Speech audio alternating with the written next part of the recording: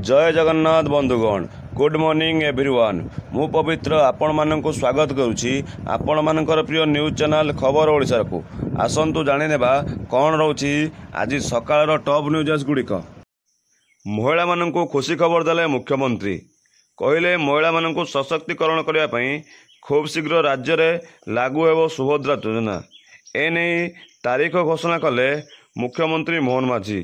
सूचना मुताबक सेप्टेम्बर 17 तारीख राज्य में शुभारंभ हेबो सुभद्रा योजना। प्रधानमंत्री मोदी जन्मदिन में प्रधानमंत्री मोदी रिलीज करिवे सुभद्रा योजना टंका बोली सूचना रहुछि। परवर्ती अपडेट होछि राज्यर मौसुमी वायु एवं सक्रिय अछि। यह सहित बंगोपसागर सृष्टि होछि आउ एक लघुचाप। यार प्रभाव में राज्यर 4 दिन वर्षा नहीं आशंका करिसेंती पाणीपाग विभाग विशेषज्ञ बोली सूचना रहुछि। परवर्ती अपडेट होछि राज्य सृष्टि होइतिबा लघुचाप प्रभाव में केतेक अंचल प्रबल वर्षा होइतिबा बेले किछि स्थान में नियंटिया वर्षा हेबार देखिबाकू मिलुछि।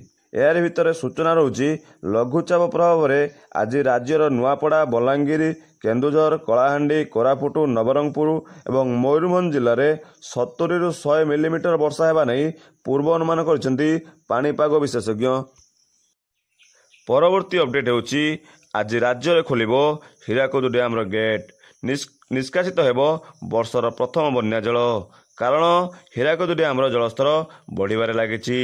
यह सहित जलस्तर 4 दिन मध्य 4 फुट जल वृद्धि पाइछि एवं गत 15 घंटा मध्य 2.5 फुट जल वृद्धि पाइछि।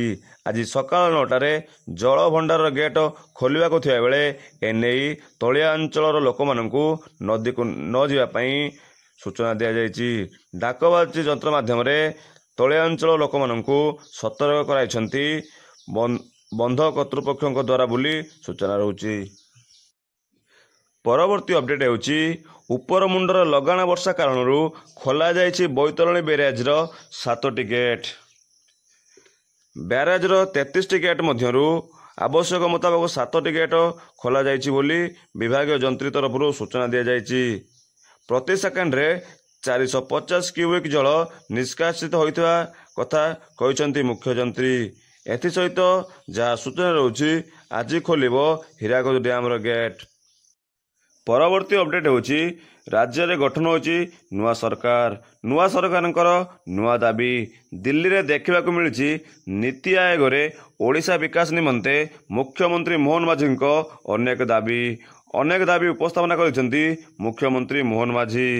परवर्ती अपडेट होछि नीति आयोग रे उठिला ओडिशा विकासर स्वर सरकार करथिले अनेक ओडिशा पई दाबी सेथि मध्यरु धामरा और गोपालपुर बंदर निर्माण एवं शिल्पांचल प्रतिष्ठा। गंजाम जिले में केंद्र अधिकृत 4300 एकर जमी राज्य सरकार को हस्तांतर। शिल्प पार्क और कॉरिडोर विद्युत ग्रिड रेल विभाग भित्तिभूमि इत्यादि पई पांठी जोगाण प्राकृतिक विपर्यय परिचालन पई पांठी इत्यादि पई दाबी कले मोहन सरकार बोली सूचना रहुछि। परवर्ती अपडेट होछि नीति आयोग को अधारे छाड़िले पश्चिमबंगर मुख्यमंत्री आनिले केंद्र विरोध में बड़ अभियोग कहले नीति आयोग रे होछि पक्षपातिता बोली सूचना रहुछि। परवर्ती अपडेट होछि राज्य में देखा जाइछि आलू संकट अचानक बढ़ी जाइछि राज्य में आलू दर। यार भितरे ओडिशार मुख्यमंत्री भेटिचंती पश्चिमबंगर मुख्यमंत्री ममता बनर्जी को। यापर मुख्यमंत्री सोशल मीडिया ट्वीट करी कहिसंती पश्चिमबंगर आलू आसिबा स्वाभाविक होइछि।